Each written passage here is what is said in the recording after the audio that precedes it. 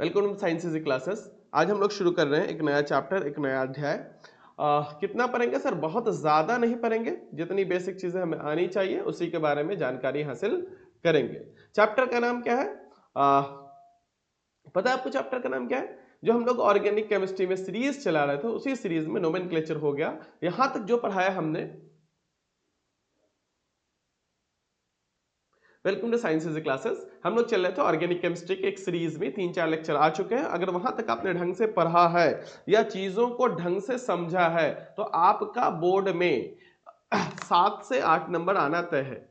5 number nomenclature में हम मान करके चलते हैं। फंक्शन ग्रुप के आइडेंटिफिकेशन पर क्वेश्चन आता है, नोमेनक्लेचर को बनाने का क्वेश्चन आता है। और देखे होंगे कई बार बोर्ड में तो वो डायरेक्टली नोमेनक्लेचर 5 मार्क्स में भी पूछ देता है। ठीक है। उसके अलावा क्या आता है सर? उसके बाद डिग्रीज को पहचानना, 1 डिग्री है, 2 डिग्री है या फिर 3 डिग्री है। इस तरह से करके कम से कम 7 से 8 नंबर वहां तक रहेंगे। नोमेनक्लेचर आप अच्छे से कर लीजिए, अच्छे से पढ़ लीजिए, बहुत फायदा मिलेगा आपको बोर्ड के एग्जाम पर पॉइंट ऑफ व्यू से। आज जो हम लोग शुरू कर रहे हैं ना, वो टोटली है कि चैप्टर को कैसे अंडरस्टैंड करें, चैप्टर को कैसे समझे, जो हमारी बेसिक रह गई है। एक्चुअली में हम लोग पढ़ाने जा रहे हैं जीओसी। जीओसी का फुल फॉर्म बोला जाए तो God of organic chemistry. In general organic chemistry कहते हैं, मगर गॉड ऑर्गेनिक के जानकार उसको गॉड ऑफ ऑर्गेनिक केमिस्ट्री कहते हैं। मतलब उसके बिना एक लाइन भी ऑर्गेनिक केमिस्ट्री नहीं सीखी जा सकती है। तो बिना बकवास किए हुए हम लोग चाहेंगे कि कम से कम कम से कम समय लगाया जा सके कि आपको ये तो है कि अगर इससे एक आध क्वेश्चन बोर्ड में रहे तो वो भी नहीं छूटे, और आपको थोड़ी बहुत क्या ठीक ठाक ढंग से आपको ऑर्गेनिक केमिस्ट्री समझ में आने लगे, बस उतना तक पढ़ाना है आपको। ठीक है।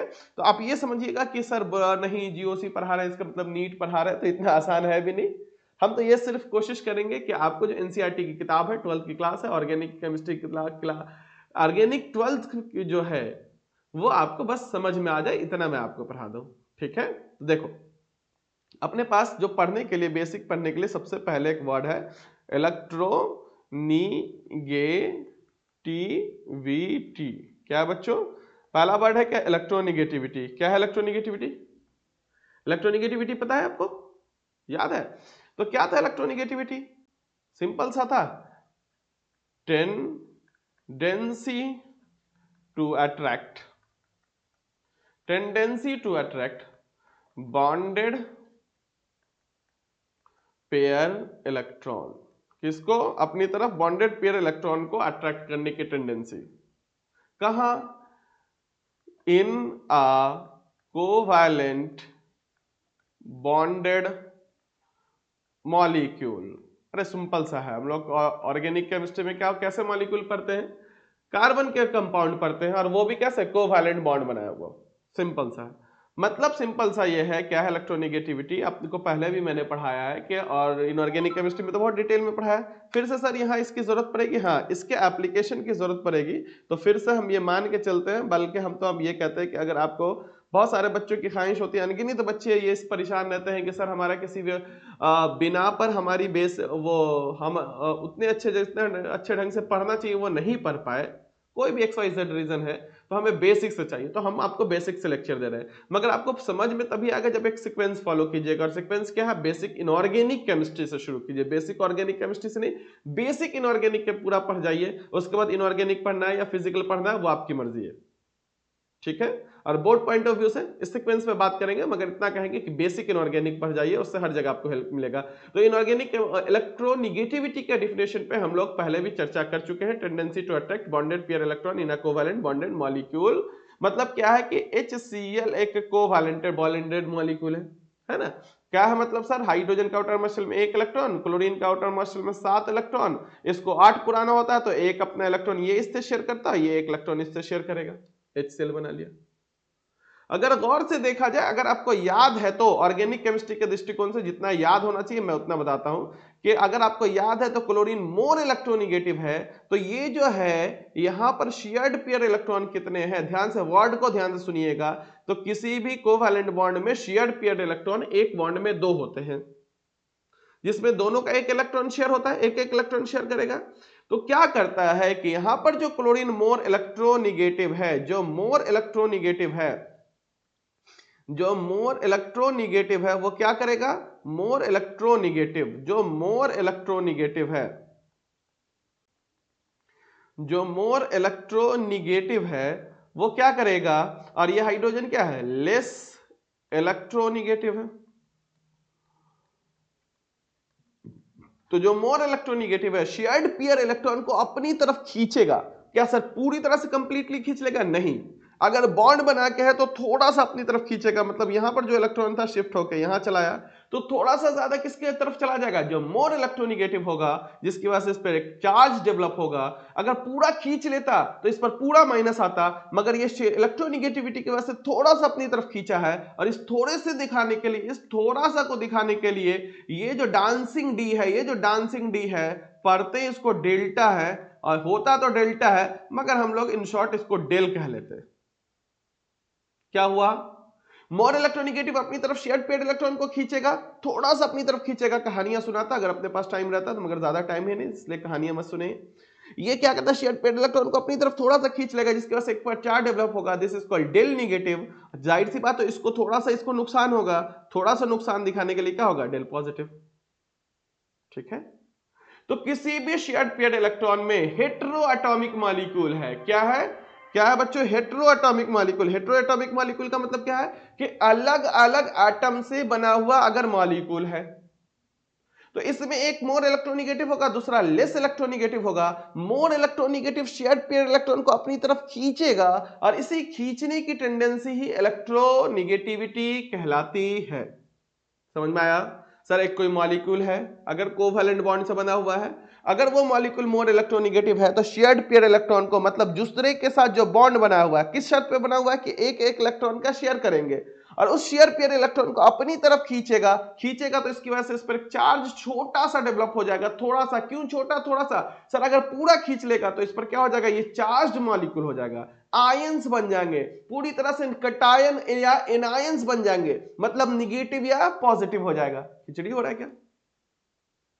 फिर से खिचड़ी हो गई। तो एक मॉलिक्यूल है, ठीक है, कोवैलेंट बॉन्ड है, एक मोर इलेक्ट्रोनिगेटिव होगा, अगर बॉन्ड बना हुआ एक मोर इलेक्ट्रोनिगेटिव, दूसरा लेस इलेक्ट्रोनिगेटिव। मोर इलेक्ट्रोनिगेटिव क्या होगा, शेयर्ड पेयर्ड इलेक्ट्रॉन्स को, जो जिसके शेयरिंग से वो बॉन्ड बना होगा, शेयर्ड पेयर्ड इलेक्ट्रॉन को थोड़ा सा अपनी तरफ खींचेगा।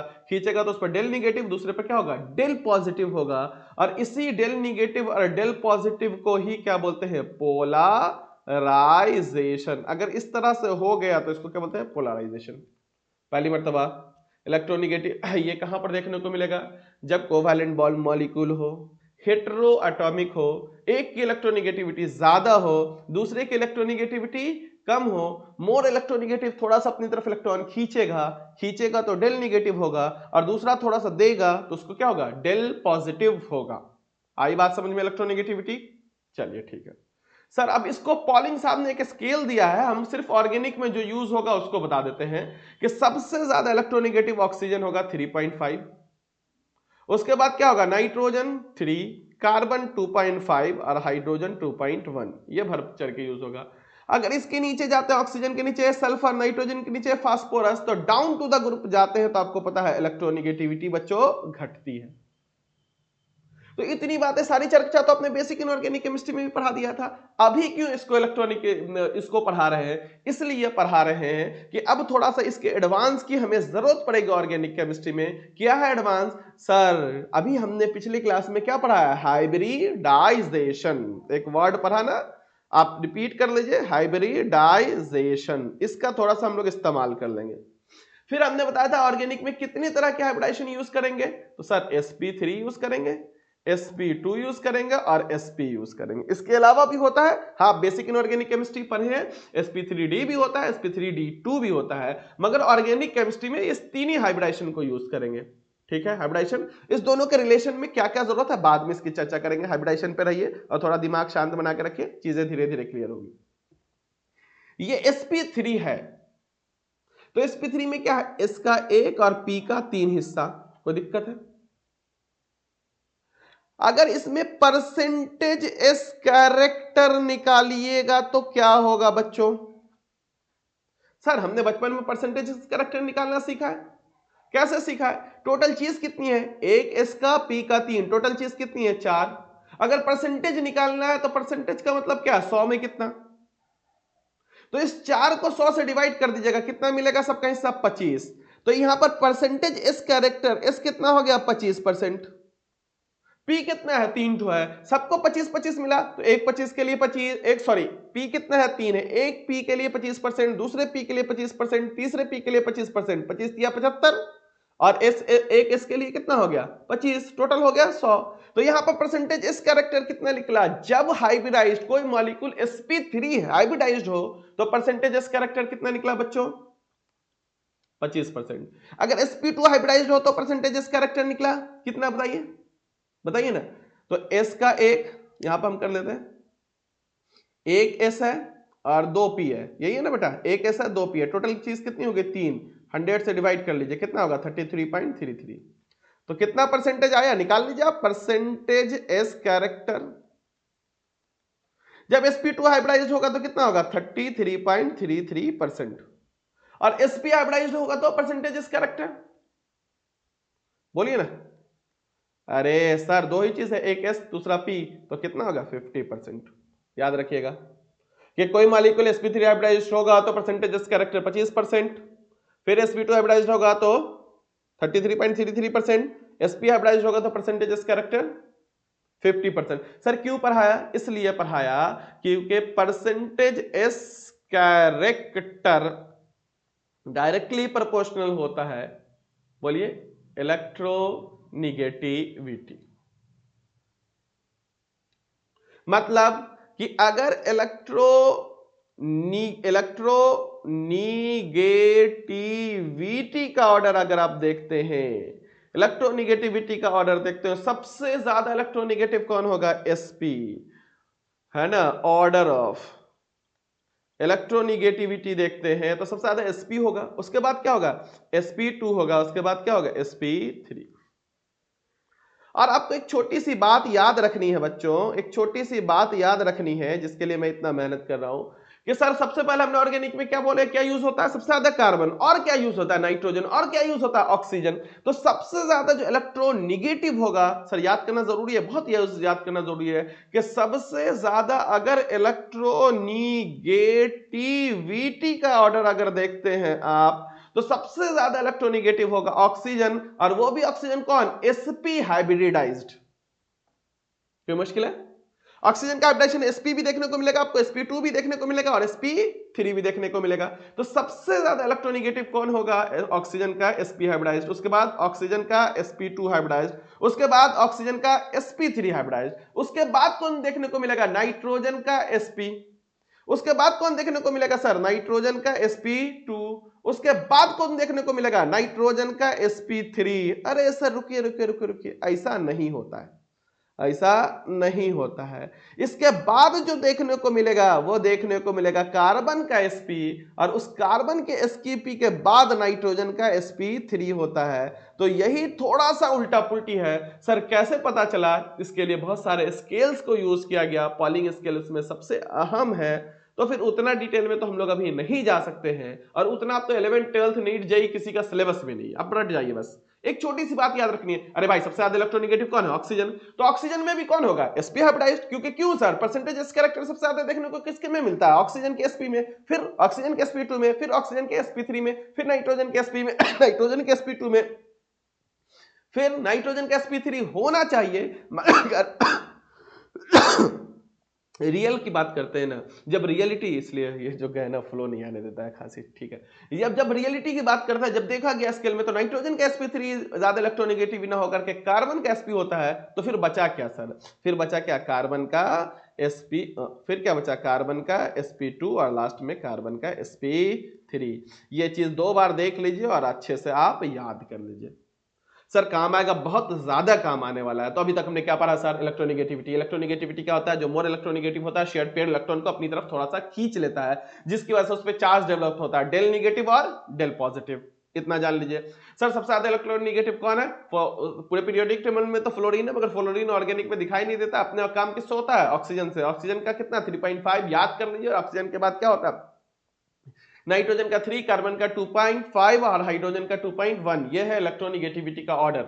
उसके बाद क्या है percentage S character directly proportional to electronegativity, और इसका पूरा सीरीज आपने याद कर लिया, ठीक है। उसके बाद जो हमको पढ़ाना है वो पढ़ाना है कि ये जो पूरी केमिस्ट्री है इसमें क्या पढ़ते हैं हम, केमिकल बॉन्ड। और केमिकल बॉन्ड होता है क्या है, केमिकल रिएक्शन होता है क्या, ब्रेकिंग ऑफ ओल्ड बॉन्ड और formation of new bond is called chemical reaction या केमिकल बॉन्ड कह लीजिए। पूरी केमिस्ट्री में क्या पढ़ने होता है, केमिकल रिएक्शन। और केमिकल रिएक्शन में क्या होता है, पुराने बॉन्ड टूटते हैं, नए बॉन्ड जुड़ते हैं। तो पहले हम बॉन्ड को तोड़ना सीखते हैं और तोड़ने के बाद क्या होता है वो देखते हैं, फिर नया बॉन्ड जोड़ना भी सीख जाएंगे और दोनों कर लिए तो आपको केमिस्ट्री आ जाएगी। तो हम लोग सबसे पहले पढ़ते हैं फिर से एक नया important heading, fusion of covalent bond. Fusion of covalent bond, ठीक है। तो हम लोग किसको तोड़ेंगे, किसी भी मॉलिक्यूल को तोड़ेंगे। और कौन से मॉलिक्यूल को तोड़ेंगे, जो कोवैलेंट बॉन्ड बना के रखा होगा। तो देखिए मॉलिक्यूल दो तरह का होता है, एक होगा होमो और दूसरा क्या होगा, हेटेरो।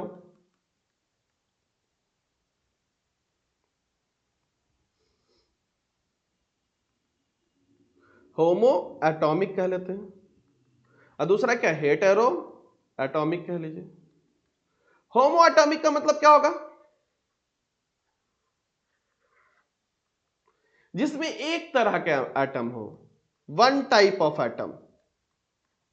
सर नहीं समझे, अरे बता रहे हैं ना sir, one type of atom का मतलब जैसे H2 हाइड्रोजन और हाइड्रोजन, Cl2 क्लोरीन और chlorine.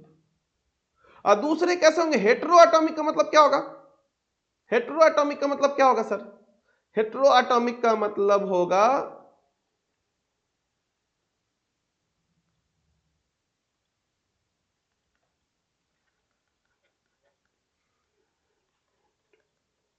Different type of atom. कैसे बने हो, डिफरेंट टाइप ऑफ एटम के बने हो। मतलब सर एग्जांपल देखिए, HCl है ना, H2O, ठीक है। तो हम लोग फ्यूजन ऑफ कोवैलेंट बॉन्ड देख रहे थे। तो सबसे पहले देखेंगे कि जिसको तोड़ेंगे वो कैसा है, मतलब मॉलिक्यूल कैसे है, एक होमो एटॉमिक दूसरे हेटेरो एटॉमिक होंगे। होमो एटॉमिक एक जैसे एटम से मिलकर के बने होंगे, hetero atomic different kind of atom से मिलकर के बने होंगे। चलिए हो गया सर।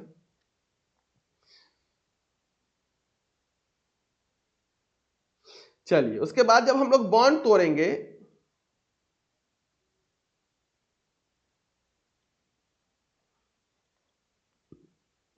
अब यहां पर हम लोग क्या पढ़ेंगे, फ्यूजन ऑफ कोवैलेंट बॉन्ड। तो a bond broken by two ways, कितने तरीके से तोड़ सकते हैं, a bond can broken by two ways, कितने तरीके से तोड़े जा सकते हैं, दो तरीके से। पहला क्या होगा, होमोलिटिक, होमोलिटिक क्लीवेज, मतलब बराबर से टूट जाए। और दूसरा क्या होगा, हेटेरोलिटिक क्लीवेज।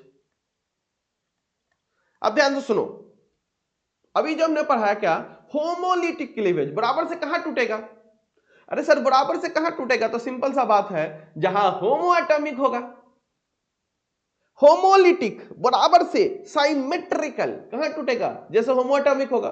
तो हम लोग सबसे पहले हेटेरो, फिर से चर्चा करेंगे, फिर से समराइज करेंगे। तो हम लोग क्या पढ़ते हैं, पहले हम लोग हेटेरोलिटिक क्लीवेज पढ़ते हैं।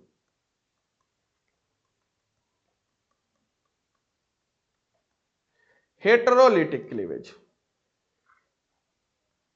ठीक है।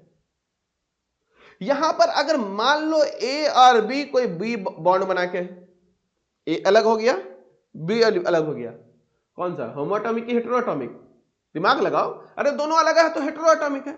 चलिए ठीक है, एक मॉलिक्यूल कोवैलेंट बॉन्ड दिखा हेटेरोएटॉमिक। सर जिसमें से ये जो है, ये बी जो है, ये बी है मोर इलेक्ट्रोनिगेटिव, कैसा है, मोर इलेक्ट्रोनिगेटिव। और ए कैसा बच्चों, लेस इलेक्ट्रोनिगेटिव। बात समझ में आई। ए और बी नाम करके कोई मॉलिक्यूल है, जिसमें ए मोर इलेक्ट्रोनिगेटिव और बी मोर इलेक्ट्रोनिगेटिव है, लेस इलेक्ट्रोनिगेटिव है। अब बात ध्यान से सुनना मेरी बात, अगर तुमने इसका फीजन कर दिया, फीजन का मतलब तोड़ना, अगर तुमने इसको तोड़ा तो क्या होगा, अगर तुमने इसको तोड़ा तो क्या होगा? सर ये जो बॉन्ड है, बॉन्ड में दो इलेक्ट्रॉन होते हैं, शेयर्ड पेयर इलेक्ट्रॉन कितने हैं? दो है। एक बॉन्ड कितने इलेक्ट्रॉन से मिलकर के बनाता है? दो इलेक्ट्रॉन से। जब तुम बॉन्ड तोड़ोगे ना, तो शेयर्ड पेयर इलेक्ट्रॉन मतलब दुन्नों का दुन्नों इलेक्ट्रॉन कहां चला जाएगा? मोर इलेक्ट्रोनिगेटिव पर। ए बी के बीच में बॉन्ड बना हुआ है, बॉन्ड कितने एटम का है? दो एटम का है। बी क्या है? मोर इलेक्ट्रोनिगेटिव है। जब भी फ्यूजन होगा बॉन्ड टूटेगा ना, कैसा? हेटेरोलिटिक क्लीवेज होगा। क्यों हेटेरोलिटिक क्लीवेज होगा? कि जो मोर इलेक्ट्रोनिगेटिव है, शेयर्ड पेयर इलेक्ट्रॉन किसके पास चला जाएगा? मोर इलेक्ट्रोनिगेटिव पे। जो मोर इलेक्ट्रोनिगेटिव पर शेयर्ड पेयर इलेक्ट्रॉन चार्ज होगा तो इस पे एक चार्ज डेवलप हो जाएगा। देखो इसको एक इलेक्ट्रॉन तो अपना वापस भी आया, साथ में एक एक्स्ट्रा इलेक्ट्रॉन इसके पास चला आया, तो चार्ज डेवलप होगा और यही चार्ज कौन सा? ये चार्ज एलिमेंट बन जाएगा। और ये चार्ज कौन होगा? निगेटिव। क्या बन जाएगा ये? एनायन। जिस पर निगेटिव चार्ज होता है उसको क्या बोलते हैं? एनायन। जब हेटेरोलिटिक क्लीवेज होगा तो जो लेस इलेक्ट्रोनिगेटिव है उस पर पॉजिटिव चार्ज डेवलप होगा और इसको क्या बोलते हैं? कटायन। आगे अपने काम इलेक्ट्रोनिगेटिविटी से फिर से शुरू करो। क्या शुरू किया? इलेक्ट्रोनिगेटिव। जो मोर इलेक्ट्रोनिगेटिव होता है शेयर पेयर इलेक्ट्रॉन को अपनी तरफ खींच लेगा। उसके बाद क्या होगा? अगर बॉन्ड तोड़ना है, बॉन्ड तोड़ना है तो मॉलिक्यूल कैसे हैं? हेटेरो एटॉमिक है, मतलब अलग अलग है। तो मोर इलेक्ट्रोनिगेटिव पर क्या होगा? अगर बॉन्ड बना के है तो डेल निगेटिव होगा, अगर बॉन्ड तोड़ के है तो पूरा का पूरा चार्ज किस पर चला आएगा? More electronegative. और नुकसान किसको हो जाएगा? Less electronegative. तो लेस इलेक्ट्रोनिगेटिव क्या बनाएगा? कटायन। मोर इलेक्ट्रोनिगेटिव क्या बनाएगा? एनायन। उम्मीद है कि आपको खिचड़ी ये बात नहीं हुई होगी, समझ में आया होगा। इतनी बात तो समझ में आ गई। हमें क्या पढ़ रहे हैं? Organic chemistry. तो हर बात किसको देखने को, ध्यान में किसको नजर में देखते हुए किसको समझना है? सर कार्बन के विषय में हमें ज्यादा बात करनी है। तो आ जाइए, ये कार्बन है, कार्बन ऑलरेडी 3 बॉन्ड बना करके है, और चौथा बॉन्ड जो है ये जो बनाया हुआ है, ये जो चौथा जो बॉन्ड बनाया हुआ है, तो ये मान लो किसी ए के साथ बॉन्ड बनाया है, और ये जो ए है ये भाई साहब मोर इलेक्ट्रोनिगेटिव है। ये जो कार्बन है ये जो बॉन्ड बना करके है मोर इलेक्ट्रोनिगेटिव एटम के साथ बॉन्ड बना करके है। क्या होगा? होमोलिटिक क्लीवेज या हेटेरोलिटिक क्लीवेज बच्चों? हेटेरोलिटिक ना, कैसा है? Less electronegative, more electronegative. Less electron heterolytic cleavage होगा। जब बॉन्ड टूटेगा तो क्या होगा बच्चों? बॉन्ड टूटेगा तो क्या होगा? बॉन्ड टूटेगा तो क्या होगा? बताओ, बताइए बताइए। सर ये मोर इलेक्ट्रोनिगेटिव है, शेयर्ड पेयर इलेक्ट्रॉन किसके पास चले जाएंगे? इसके पास। तो ए पर क्या हो जाएगा? माइनस, और कार्बन पर क्या हो जाएगा? सर कार्बन पर होगा प्लस।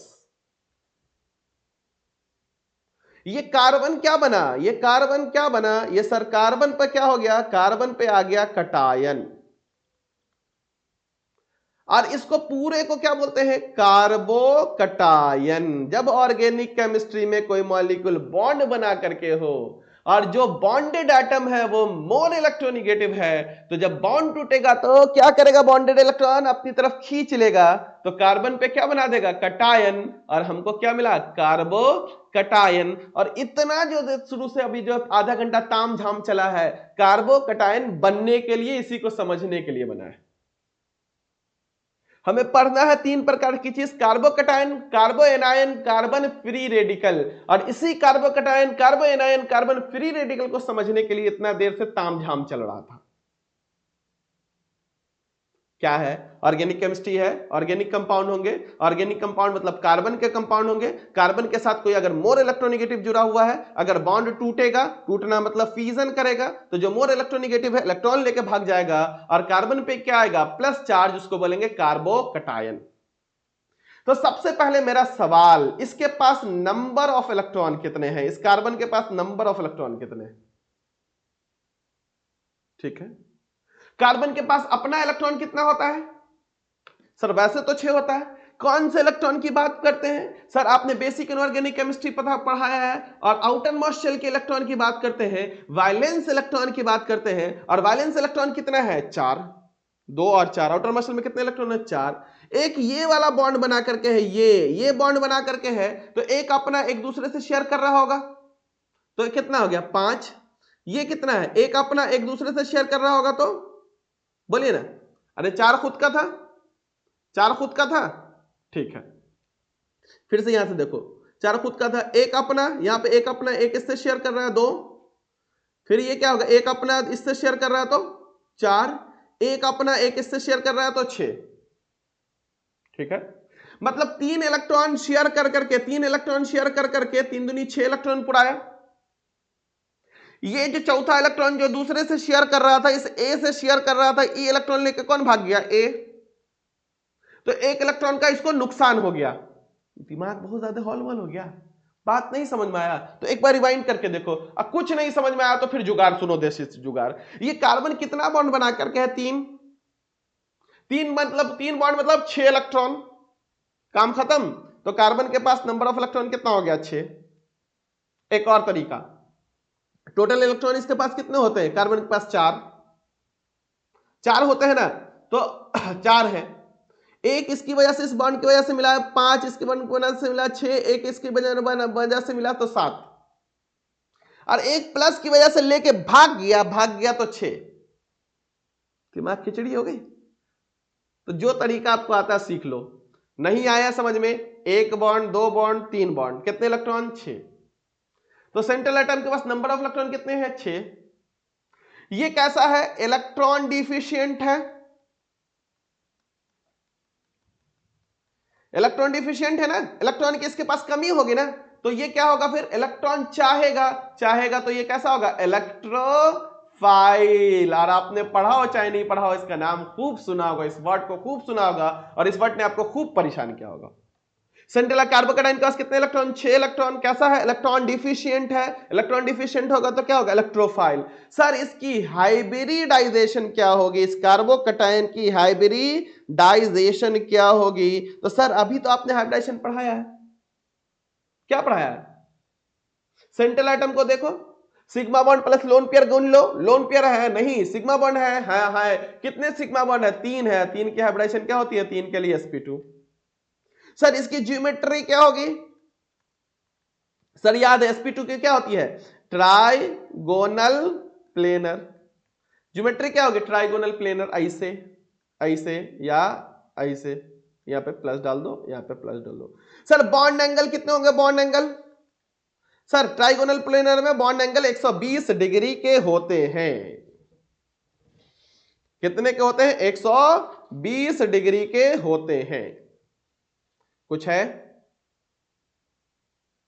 कर लीजिएगा आप इतनी बात।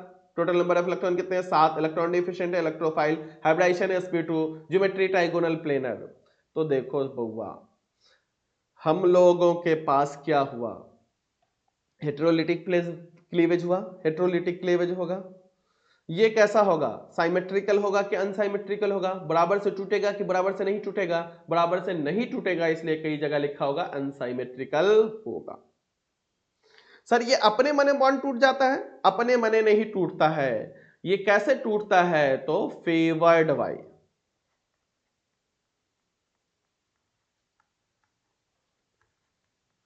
Polar solvent. किसके प्रेजेंस में होता है? पोलर सॉल्वेंट के।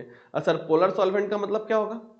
तो इस पर हम चर्चा कर लेंगे बाद में, अभी थोड़ा सा टॉपिक से डिस्ट्रैक्ट हो जाएंगे। लिख लीजिएगा और याद करा दीजिएगा कि सर ये भी बोले थे। हो गया कार्बोकेटाइन के बारे में, इसकी ज्योमेट्री जो जान लीजिए, ठीक है। तो ये क्या करेगा? इलेक्ट्रॉन्स एक्सेप्ट करेगा या डोनेट करेगा? तो सर इलेक्ट्रॉन की कमी है, तो ये क्या होगा? इसके पास टेंडेंसी टू एक्सेप्ट इलेक्ट्रॉन। और कुछ याद आ जाए? ये इलेक्ट्रॉन से एक्सेप्ट करेगा, इलेक्ट्रॉन डिफिशिएंट तो हो गई। जैसे जैसे चीजें याद होगी, समझ में आया होगा, तो आपको फिर से बताया जाएगा। आई बात समझ में? तो कार्बोकेटाइन के बारे में इतना बात जान गए आप। नेक्स्ट है, नेक्स्ट कंडीशन सुनो, आप नोट्स बनाते चलो। कि सर अगर यही CH3 था, अगर यहां पर ये किसी X के जो साथ जुड़ा हुआ है और ये क्या है, लेस इलेक्ट्रोनिगेटिव, तब क्या होगा सर? लेस इलेक्ट्रोनिगेटिव है तो क्या होगा? बड़ा आसान सा है सर, बॉन्ड टूटेगा, ये लेस इलेक्ट्रोनिगेटिव है तो इस बार शेयर इलेक्ट्रॉन किस पर चला जाएगा? मोर इलेक्ट्रोनिगेटिव, और मोर इलेक्ट्रोनिगेटिव है क्या? कार्बन। जब कार्बन पे माइनस चार्ज आ जाएगा तो इसको क्या बोलेंगे? टॉपिक अपना क्या हो जाएगा अब sir? Carb anion. Carb anion, नया हेडिंग क्या दीजिए आप? Carb anion. सर इसके पास टोटल नंबर ऑफ इलेक्ट्रॉन, एक बात बोल देता हूं, विदेशी राइटर्स की किताब पढ़िएगा तो यहां पर जो माइनस है, माइनस के नीचे 2 डॉट होगा। ऑर्गेनिक में माइनस का मतलब 2 इलेक्ट्रॉन, समझिएगा। सर क्यों ऑर्गेनिक में माइनस का मतलब 2 इलेक्ट्रॉन, समझिएगा तो इस बात को ध्यान से सुनिए और समझिए। ये जब बॉन्ड टूटा तो 1 इलेक्ट्रॉन तो इसका था, साथ में 1 इलेक्ट्रॉन किसका लेके भाग गया? एक्स का लेके भाग गया। एक्स का मतलब यहां पर हाइड्रोजन नहीं है, कोई ABCD वाला एक्स है। कई बच्चे समझ ले एक्स का मतलब हाइड्रोजन, केमिस्ट्री में खूब समझते हैं, एक्स का मतलब हाइड्रोजन होता, मोर इलेक्ट्रोनिगेटिव। हमने कुछ रैंडम सा एक्स दिया है जो लेस इलेक्ट्रोनिगेटिव है, अभी जहन में बात आ गई तो बता दिया। ये मोर इलेक्ट्रोनिगेटिव है, 1 इलेक्ट्रॉन तो इसका अपना रहबे करेगा, साथ में 1 इलेक्ट्रॉन किससे खींच लिया? एक्स से। तो कितने होगा टोटल? भले इस पर माइनस चार्ज हो गया, और माइनस चार्ज का मतलब कितना है? 2 इलेक्ट्रॉन। ठीक है, 2 दूनी 4, 6 और 8, तो कार्ब एनायन के पास टोटल नंबर ऑफ इलेक्ट्रॉन कितने हैं? 8। सर हाइब्रिडाइजेशन क्या होगा?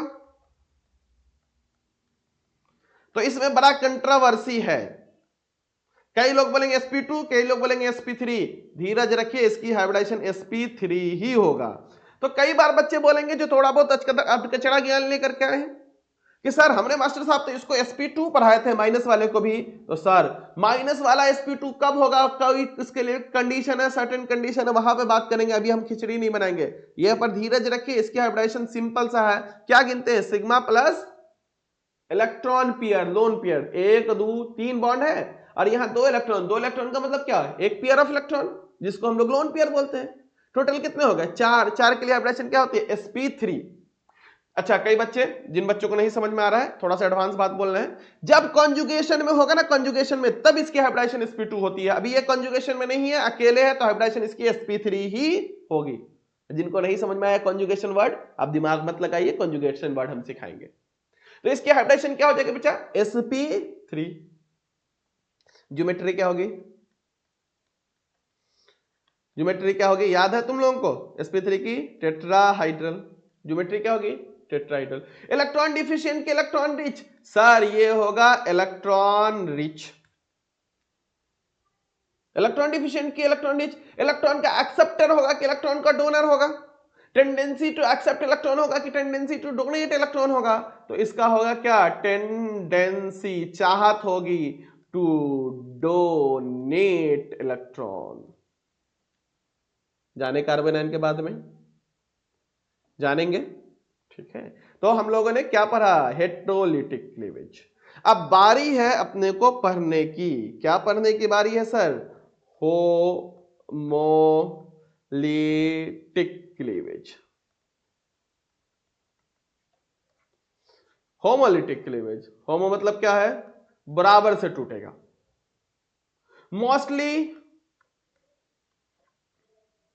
मोस्टली बोले हैं, ज्यादातर, हमेशा की बात नहीं बोल रहे, ज्यादातर, mostly in homo atomic molecule में देखने को मिलता है। चलिए, ये ए और ए दोनों का अगर होमोलिटिक क्लीवेज है तो क्या होगा सर? शेयर्ड पेयर इलेक्ट्रॉन ना जाकर के शेयर्ड पेयर का एक इलेक्ट्रॉन इसको मिल जाएगा, और इस एक इलेक्ट्रॉन के लिए जो एरो यूज करते हैं ना, ये सिंगल हेडेड एरो यूज करते हैं। इससे पहले आपने देखा होगा डबल हेडेड एरो यूज कर रहे थे, अभी कैसा यूज करते हैं? Single headed arrow. Single headed arrow बताएगा कि एक इलेक्ट्रॉन यहां उठ के चला जाएगा और एक इलेक्ट्रॉन यहां से उठ के टूट जाएगा, दोनों की ताकत बराबर है। दोनों की इलेक्ट्रोनेगेटिविटी सेम है, तो इलेक्ट्रॉन बॉन्ड जब टूटेगा तो दोनों को एक एक इलेक्ट्रॉन मिलेगा और दोनों को एक एक इलेक्ट्रॉन लेके मिलेगा। तो ये जो एटम बना, अभी तक जो जो दोनों बन रहा था वो चार्ज्ड बन रहा था, एक बना था कटायन, एक क्या बन रहा था, एनायन। ये कैसा होगा, न्यूट्रल होगा। क्या होगा, न्यूट्रल। तो यही अगर कार्बन के साथ कोई एटम X जुड़ा हुआ हो, अगर इसका कैसा हो रहा है, अगर इसका क्या होगा, होमोलिटिक फ्यूजन होगा या क्लीवेज होगा, तो क्या होगा सर, यहां पर एक इलेक्ट्रॉन आएगा और इस एक इलेक्ट्रॉन जब ऐसे आएगा तो इसको बोलते हैं फ्री रेडिकल। अगर एक इलेक्ट्रॉन चला जा रहा था तो कटायन, एक इलेक्ट्रॉन एक्स्ट्रा आ जा रहा था तो एनायन, अगर यहां पर एक एक इलेक्ट्रॉन वापस से मिल गया तो फ्री रेडिकल। फिर से ध्यान से सुनना, कई बच्चे बोलेंगे sir carbocation carbon anion free radical में क्या फायदा। सर कार्बोकटायन का मतलब क्या होता है, एक इलेक्ट्रॉन जो इसका अपना था उसको भी नुक चला गया। कार्बन आयन में क्या होगा, एक एक्स्ट्रा इलेक्ट्रॉन आ गया। कार्बन फ्री रेडिकल में क्या होगा, इसका जो इलेक्ट्रॉन था जो इसने शेयर करके रखा था सिर्फ वही इलेक्ट्रॉन आया, तो इसको फायदा हुआ नहीं, नुकसान हुआ नहीं। ये सर चार्ज स्पीसीज है, ये जो फ्री रेडिकल हुआ तो अपना नया हेडिंग होगा कि जब होमोलिटिक क्लीवेज होगा तो यहां पर होमोलिटिक क्लीवेज में किसका निर्माण हो जाएगा सर, कार्बन फ्री रेडिकल का निर्माण होगा। किसका निर्माण होगा, कार्बन फ्री रेडिकल का निर्माण होगा, कार्बन का फ्री रेडिकल का निर्माण होगा। तो ये जो कार्बन फ्री रेडिकल है, इस कार्बन फ्री रेडिकल में sir total number of electron कितना होगा, टोटल नंबर ऑफ इलेक्ट्रॉन कितना होगा sir, total number of electron होगा इस पर 7। कैसे, 2 4 6 और 1 7। सर हाइब्रिडाइजेशन क्या होगी, तो जल्दी से बता दो आप लोग, हाइब्रिडाइजेशन क्या होगी सर, इसकी हाइब्रिडाइजेशन होगी sp2। हाइब्रिडाइजेशन क्या होगी, sp2। क्या होगा, ट्राइगोनल प्लेनर टेट्राहेड्रल क्या होगा ये सर, ये हो जाएगा ट्राइगोनल प्लेनर होगा।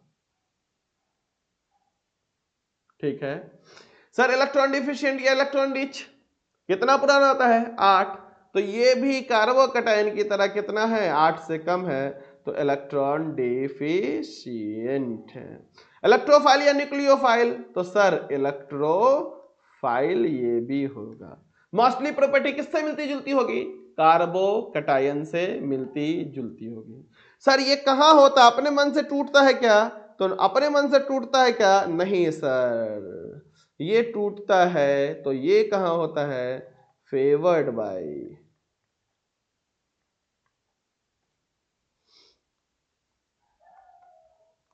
High temperature. अगर टेम्परेचर बहुत ज्यादा दे दिया या फिर in presence of UV rays या फिर एक्स रेज। समझ में आया, आई बात समझ में, तो ये टोटल कहानी है। आई बात साथ समझ में।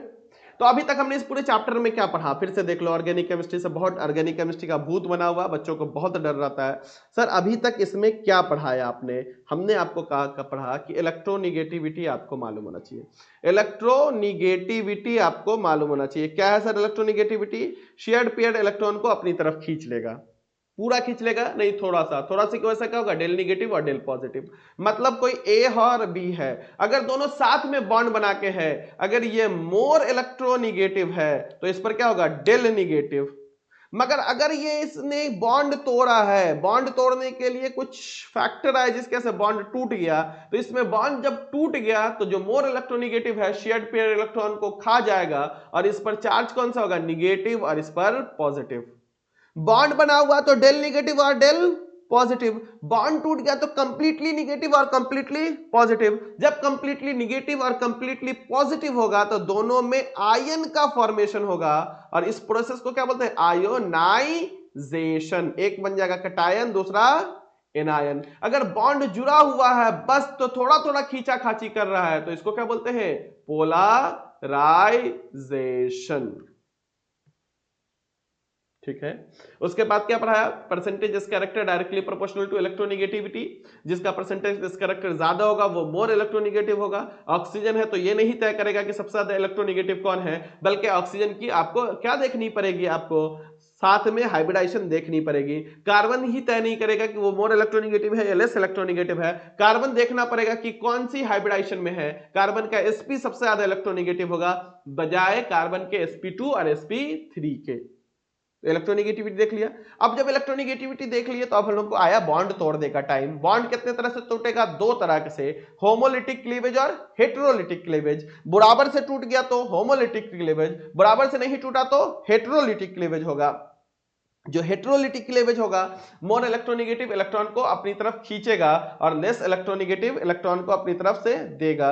होमोलिटिक क्लीवेज में क्या होगा, फ्री रेडिकल का निर्माण होगा। हेटेरोलिटिक क्लीवेज में कार्बोकैटायन और कार्बो एनायन का निर्माण होगा। आप इस पूरे को अच्छे से देख लीजिए, समझ में आया तो कमेंट करना मत भूलिए और अपने दोस्तों से शेयर करना मत भूलिए। बहुत जल्द अब जो है ना इस ऑर्गेनिक केमिस्ट्री के सीरीज में एक दिन भी नागा नहीं होगा, लगातार लेक्चर्स चलेंगे। आप में से मोस्टली बच्चे बैकलॉग बना रहे हैं, कई बच्चे देखेंगे व्यूज कम क्यों है, क्योंकि वो बैकलॉग बना रहे हैं। अरे भाई 2 साल तो आप बैकलॉग बना लिए जिसकी वजह से मुझसे पढ़ना पड़ रहा है आपको। अब कितना बैकलॉग बनाओगे आप, अब मत बनाओ। जैसे ही नोटिफिकेशन मिले एकदम जोर शोर से तैयार हो जाओ। यहां तक पहुंचे हो तो बताओ कि सर हम पूरा देखे हैं और समझ में आया या नहीं समझ में आया, फीडबैक बताओ, थोड़ा स्पीड हो गया, स्लो हो गया, कौन सा और पढ़ा दूं। एक दो बच्चे, कई बच्चे ऐसे हैं कि क्वेश्चन जब मैं दे देता हूं तो उनको बोलते सॉल्व करके भेजिए, ये तो कई हो गया, कल तो बहुत सारा मैसेज है, तो थोड़ा समझो, है ना। तो करवा दूंगा, देखते हैं, उसके लिए एक अलग से सेशन लेते हैं। मगर हर क्वेश्चन को, कई बच्चे हैं कई क्वेश्चन एक दो आता तो मैं भेज देता, तो देखते हैं उसके लिए कोई ऑप्शन निकालते हैं कि आप का क्वेश्चन कैसे मैं सॉल्व करके दे पाऊं।